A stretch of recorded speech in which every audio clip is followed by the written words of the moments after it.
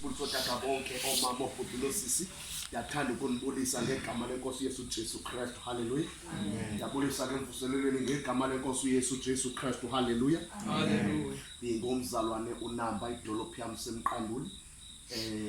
Ngisindisiwe ngiyamthanda uYesu. Akhonto ikhompyutha noYesu empilweni yami. Ngiyamthanda uYesu. Lento ithi uYesu uyamthanda. Ifuneka ikhathwe sacrifice. Amen. Kufuneka ungagcini kulento ethi uyamthanda uYesu kube ingekho isacrifice ethi uyamthanda uYesu. Ulelento ba uthi uyamthanda ithi iBhayibhile there will be time apho abantu bazawundikhonza ngendebe ezelileyo. Lento yoba uthi uyamthanda uYesu maye kuhlala kwindebe ezelileyo. Mayibe khona into emva kwakho ekulandelayo. Ethi lo muntu uyamthanda uYesu. Immediately upronounce emlonyeni wakho into ethi uyamthanda uJesu. Silindele into ba iaction yakho ikele ukuba uYesu uyamthanda. Hallelujah. Into esahluka ngayo kubantu beliphakathi xa ungena edolophini ubulisa wonke umuntu uthi ndigcinile ngiyamthanda uYesu. Kodwa xa uyikhangela impilo yomuntu akagcinwanga akamthandi uYesu. Into elula ukuthi ugcinile uyamthanda uYesu. Eligama lithi ngiyamthanda uYesu malizale isacrifice. Isacrifice yoqanda ithathile ngokomthetho kaKristu. Ndithathiswe ngabangcwele ngokwenkando kaThixo. Lento yoba ndihambe esithubeni ndihamba nenkosikazi into yoqala ethi uJesu ngiyamthanda. Kukhona izinto so special ebefanele into ba ndikuzo ndiyazenza but andikwazi ukuzenza ngoba udevelophe uthando lwakhe. Amen. Glory to Jesus. Siyabulela uThixo osincedileyo ukusukela nge5 kaOctober ukuba sizofika ngexesha. We have 2 months sikulenda each and every day. Bendibaliselo sive lithi yonke imihla sibabona abantu singababoni abantu. Lithi yonke imihla siphiwa amandla. Mamelani abantu bomhlaba abasumayeli xa bengaboni abantu phambi kwabo. Thina ibiki bengimbe msisane bemsisive sifani benginomvelasi nolomfana sibe sodwa ndibona ngabe sisodwa yanele sisumayela ibe ngathi kubugcwele. Iproblem asina akusanikwe siboldness. Hey, immediately ufika iboldness phezu kwakho awusumayeli ngoba ubona abantu ngoba iboldness ithi thetha kwilizwe likamoya. The more uthetha kwilizwe likamoya ufana nento oyithetha namhlanje ngithethe nawe sive sobabili sithethe sisekoleni uyive xa sihlangana nomuntu edolophini athethe lento besithetha laa nto besiyithetha xa sikumoya iyagijima. Hallelujah. Yima ndithi masiyithetha ekamereni. Andithetha ekamereni sithi sifike edolophini sithetha noIbo afika umuntu ukuthi athi ndiyayiqonda ngexesha kwenzeka bethi imessage enyani ayivalelwa ngoba singaboni bantu. Iyahamba. Hey, into kaThixo ayifuni bantu. Kwabake bavala icawe eJerusalem behla bezalwane babheka eklaba kukwindoda emeyodwa eklaba ethi zali itshelele zemihle lungisani indlela le nendoda ina audience iyodwa. Zavala icawe behla abantu baza ezali bezeklaba basohlala eklaba. Behla abantu bathi befundisi ngeke siyaphela icawe sethu bapha amahlabethi kukwindoda engayeki eklaba. Kwahliwe kwathi ufundini Elia ungumprofeti semlindile uyilendoda efika uthi hayi ndivoice lapho ethetha Jesus understanding of knowing God. Hayi kongiba suteleni hayi baba buhlelo libitali yipro ufike ku-level kuyaproclaim bethi sophona ayoqawo usumayela. Amen. Nyala yakuyala Timothy ngensuku ezinje vele befundisi boxoxo yakuyala kwedini ngensuku ezinje apha impilo ngekho kabuhle lumisa udaba. Amen. Singisi ukwenze njalo soyiyeka lento Timothy ngoba ungaboni bantu ngehlo lenyama. Amen. Soyiyeka lento Timothy ngoba ungani sumayela nanto cela ufunda ivesi yethu sawukhawuleza sithandaza sesiyagoduka izolo ngithetha ngathi kukhona izinto ezibuyiswayo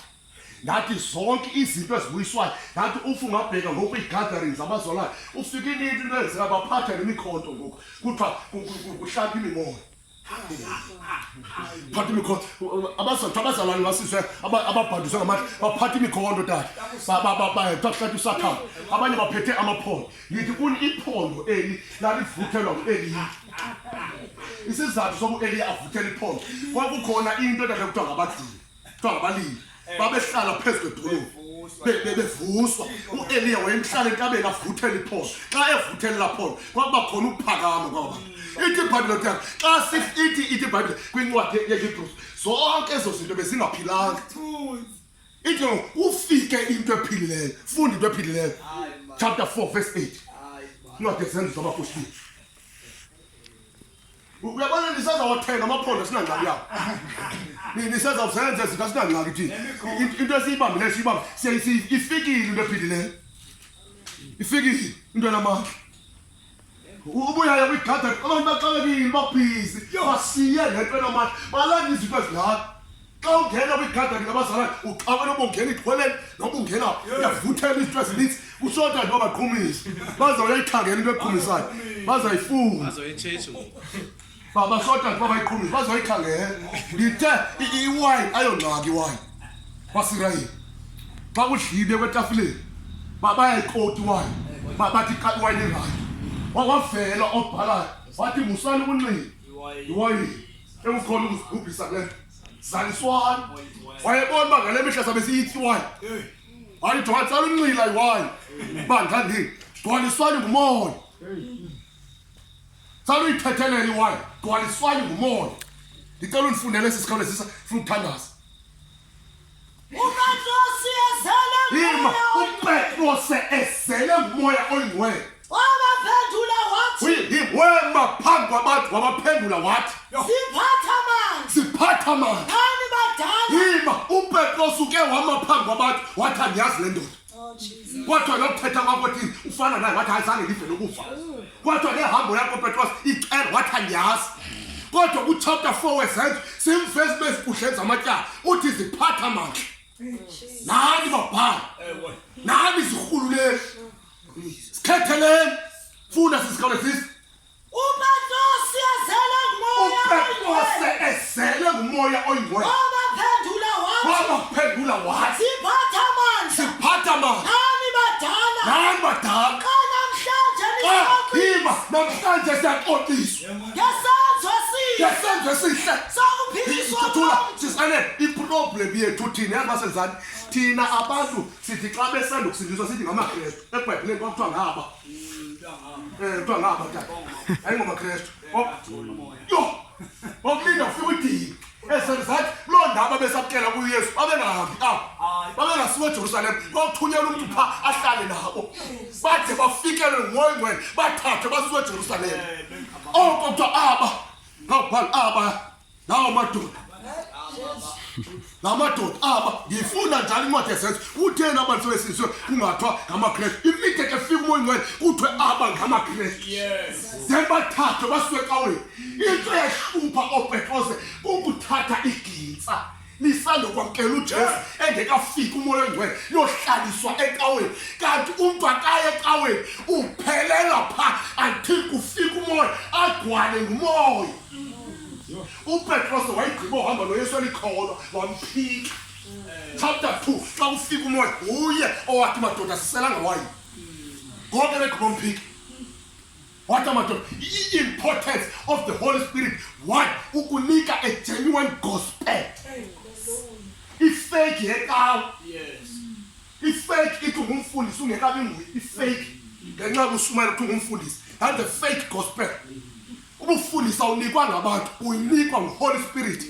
abanye uKristu wabenza abapostoli uKristu nothi abantu ibufundisa bephidisa bephepha balokuthi phepha kubekhaya kodwa into abangasoze bayiphuthe into yafakwa ngumoya oyingcwele that's why ungayibambi icawe ungekambambi umoya ngoba abantu bazohlutha icawe yabo bayavikela ikawo yakho bayayikhanda ikawo yakho usengumphaka kuko abantu abongohlula kuko abantu abayidekona ungathathi ubudekona kangumzalwane lo ungumzalwane ngoba ulidekona ungumzalwane ngoba uli-elder xa uthatha le kuyaphela into yakhe ngoba wafika ecaweni engafika uHoly Spirit funa uthetha namhlanje nge-importance of the Holy Spirit phezu kwempilo yakho funa uthetha ngento mna ethi kungekho bazalwane uwedwa endlini usiva inkani koyemnyama ikumbambazela ithi lala apha uyindawo funa uthetha ngento mna ethi useteksini une-chance yokuzizolo ithi le nto uzufika isonto funa uthetha ngento mna ethetha la uhamba endleleni uyigqibe intshumayelo usumayele uyivale iservice ungaboni bantu ubheka kwaShoprite uthi dada uxengana thandaza athandaza engekho esendlini yakho athandaza agqibe ungena iservice ongayaziyo uyigqibe futhi sumayela ubili bemanzi usuma ubili uvuza amanzi ungekho bantu indoda lapha kuwe ngaphakathi indoda ekhuthaza ithi baby uPetros esele ngumoya oyingcwele yes Petros esele funda sisi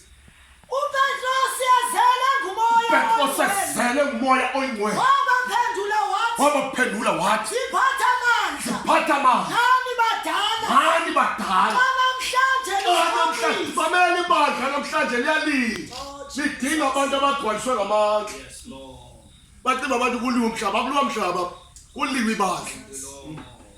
ibandla lingangawavulekeli amehlo sawuphaphama sisemnanjini into ezakwenzeka sawuphaphama sebiwe izinto zikaThixo phakathi kwethu yonke lenkuleko siyibonayo yonke lento edlala yabathakathi abanimotani abahleli kwisitulo esihle esijikelezayo bedlala ingqondo zethu ayisala abantu lapho isekuthi isekwibandla yonke la i-attack yalo ikwibandla bathi ibandla alikho important yeme indoda eTV kuthiwa nguBhekicele yema yathi ku10 lento yintoni khona engcono ezicaweni wathi bathi mabeze isikolo sivule bese ikliniki ngoba khonto ebhadlileyo pha unyanisile wabona bayayikho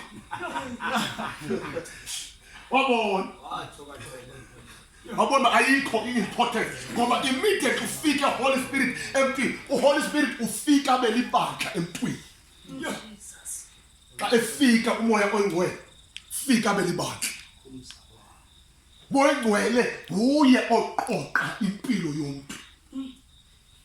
ngithe emini sisithola ngathi xa engekafiki umoya oyingcwele ulinda abantu bakunike ipulpiti uxabana nomfundisi xa engekafiki umoya oyingcwele uhlala phansi ubuza uba ngifumana nini plan yokusumayela akakafiki umoya oyingcwele kodwa xa efikile umoya oyingcwele ecaweni uya ngoyophumla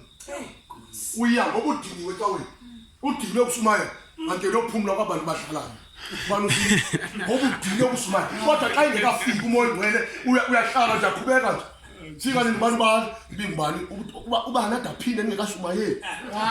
athi idiphinde iroli kasumayeli akakafiki umoya oyingcwele phezulu xa efikile umoya oyingcwele uyaphuma kuba lilungu lecawe uqala ube lilungu lezulu ngoba into okwenza ube lilungu lezulu ukufikelwa i-baptism of the Holy Spirit inzima i-baptism of the Holy Spirit abantu ngale mihla phakathi kwesonto nabantu kukhona into etwilisela abantu bangafiki kuHoly Spirit baphelele kwazini isonto bengekafiki kuyo ezizathu ukukhonza kwabo kusizina kanti unofikele ngoyingcwele ukhonza yonke imihla akadinwa umuntu ohlelwe ngamandla kamoya oyingcwele akadinwa akuyo event ukukhonza kuyi akahambi isikolo akala days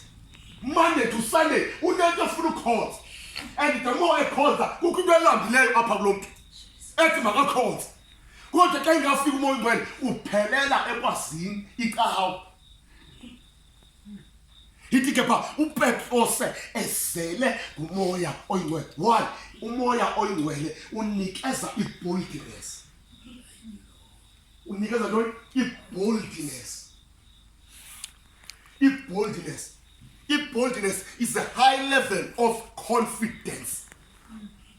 It's an extraordinary confidence. i-boldness immediate umoya ongcwele efika kuwe uba nesibindi somthakathi okwazi ukubulala umuntu namhlanje abulala umuntu ngomso abulala umuntu xa efikile umoya ongcwele uba nesibindi esinzima ongasoze usithole empini usithola ku-Holy Spirit. Ithi iBhayibheli umoya uPetros ezele ngumoya oyingcwele. Sifuna abantu abazele ngumoya madoda.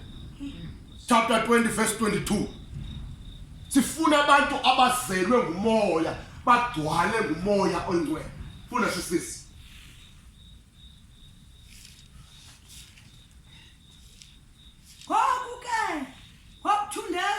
Wakuthundezwa ngumoya xa egcwalisile umoya oyingcwele uyakuthuma. Ithi iBhayibheli ithi sithi isiXhosa esidala ngibothiwe asithi ngibothiwe ngibotshwe ngumoya ngibothiwe I am bound by the Spirit. Kukhona izinto ongasoze uzenze kwi-gospel until uyabotshwa ngumoya oyingcwele. Umoya oyingcwele nguye othi xa efikile umoya oyingcwele aqale akubophe. And xa ekubophile umoya oyingcwele usebenza phansi kwe-influence yakhe. Amen. Awusebenzi phansi kwamazwi bayadinga abantu. Ungathe wafa ngabantu. And xa ngafika umoya oyingcwele kunzima uhlala abantu umuntu uyadinga. Kuyanceda ubuhlala abantu ngamandla kamoya oyingcwele. Umuntu uyadina kusasa namhlanje uqumbile ebuseni udiniwe ngalamini ulale ekhubekile xa ekhubekile uzichaphazela nawo le kodwa xa ugcwele ngamandla umthanda umuntu enjalo solo kunejoy ongayazi ibisuka solo kunethando ongalazi yayinkulu le ndoda eyayifanele uPaul yayinkulu izabodini yayinkulu indoda eyayifanele uPaul yayingumprofeti owaziwayo owayeprofeti inyaniso kwaSirayeli. Wayengayithetha ubuxoki zonke izinto awayezithetha equality yaso sisindodo zazi banjalo yayingekho into eyiphuma emlonyeni lomfana eyixoxa uthi ke ngolomfana wena Paul ndikubonile wena eJerusalem ubothiwe ngamatyathanga wabhubha ndikubona ubethiwe wena uzawufa suya eJerusalem uPaul une-understanding ngoba andihambi ndodwa yayifa so statement esithi manje kuye eJerusalem ngoba ndizawubhubha kodwa esi statement asikwazi uyoyisa le nto lendaba lakho. I-statement si-true and wena ungumprofeti waziwayo and into ziprofetayo ziyinyaniso and le nto ithetha ingenzeka but mfondini andihamba ndodwa ndibothiwe ndiyayifa le nto ithethayo inyani wayifuka ekufeni mvelasi uPaul wajikelezwa ngamakholwa ebhubhile xa isima ngenyawo wathi umprofeti suya pha uzawufa uthi umprofeti wathi mawenza abaqashiso wakhulula impahla wathi le ndoda enzayibopha waya kuPaul wambopha wathi uPaul yaya mfanam nanela ukwazi basekwanjini nanela ukwazi baphuka indoda epha uthi akumoya ingcwele uthi nokufa ndikulindele ngoba thwele le nto ipha nayo fune esiXhoseni esidala fune esiXhoseni esidala khona sise esiXhoseni esidala nango yabonani yima emva koba tata ithethile yathi suya ithi jongani nangoko lothi ngomso nangoko isibindi esingaka Paul usithi uzawufa usithatha kukho indoda elapha emva kwakhe kukho imeke kukho anointing enzima angakwazi ukuyicontrol kukho ugcobo olumvaleleyo elilapha kuye uthi nangoko nangoku ya ngiyamna eYerusalem ibotshiwe ngumoya bese kwesi statement sithethiweyo ngiyaya ngibotshwe ngumoya bese kwesi statement esindawufela eJerusalem ngiyaya uba yayingabe fundisi bale mehlo bezawujika nami andazi abezawujika bezawubaleka athi umprofeti waziwayo athi phansi zawufa ezawuthi hayi ngeke andipha cela sithathe enye direction abezawujika kwakwadingeka uba le ndoda iva ntoni athi hayi listen nangoku mna ngoku ndiyaya pha ewe tata ndingazazi izinto eziyakude mamela adiyakuva umprofeti kodwa ndizazi izinto ezinawuhlela pha danele ukwazi ukuba umoya oyingcwele uqononondisa uyathetha danele ukwazi uba kwimizi yaseJerusalem kukho indoda ehambayo seke ndiyofakazela le nto ithethayo Ndokunoda ehamba imisi ngemisi yayo. Ya. Esithi ndilindwe Uthi ndilindwe amakhamandela ngamakhamandela nasimbandezela anikhathalele naye anikhathalela lesi zinto kananjalo nobomi bam aninqabi naye andiboyanga ukuze ndilufeze into ndifuna ndilufeze uhambo lwakho wofuka hey man yandilibazisa nina anything ndizawufa ngoba niyophela ixesha loba ndiphethe le nto niyandilibazisa nina endinothusa ngokufa ninothusa ngezifo ukwinto lapha ngaphakathi ithi ixesha lam liyaphela mandibalekise le nto yaya ndibotshiwe kumoya botshiwe uyabotshwa umntu abe ngaphezu karhulumente uyabotshwa umntu abe ngaphezu kwepresident uyabotshwa umntu iqaba ningafundanga uyabotshwa ngamandla kamoya ibe ngaphezu kwamadoda afundileyo amadoda afundileyo asumana iCovid iqaba lisumana umoya usathaka monika uriya basathaka ekepariwo sanda amadoda afundileyo avala ikawe iknowledge yesikolo efundwe esikolweni kodwa sine-knowledge thina engaphezu kwesabo sine-knowledge thina engaphezu kwasesikolweni sine-knowledge thina engaphezu kwayabantu sinolwazi thina esingathathanga ncwadini yeyiphi incwadi ongayifunda athi kuye kuyizona ngonyawo zakho yeyiphi incwadi ongayifunda athi kuye kuyizona kodwa ukufika kwalento yathini lento yathi ummeli emva kobe ngenile uKristu waza apha yathi lento yafakazela into yamkele yathi ummeli ulahle izona incwadi iscience ngeke ithethe lona science izawuthi ngokukhangela divine pills ukuze kuphile isifo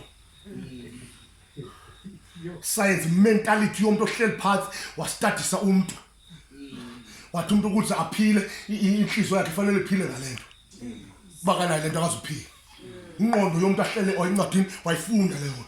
but knowledge engiphethe ethi umuntu uyaphila without doctrine without any doctor nemessage engiphethe ethi umuntu uyahlala umoya ngcwele ahlabele lathi uhlala kimi ngihlale kuye uyena owenza umsebenzi Mithi sifika kwi-understanding of the Holy Spirit msawuyeka nondebele ivangeli izasiqoba ivangeli soyisi umuntu kulula ukuthi usinsiwe but i-presence of the Holy Spirit wakhala uMose wathi uba uhambe nathi itsho singabusasuka apha sihlale apha ngoba into sifuna ukuhamba nawo moya oyingcwele nguye onikeza i-ability sisive yoba ukwazi ukuphefumula imihla nemihla Holy Spirit emva kokuba sibamkelile uKristu sisiywa nesiqinisekiso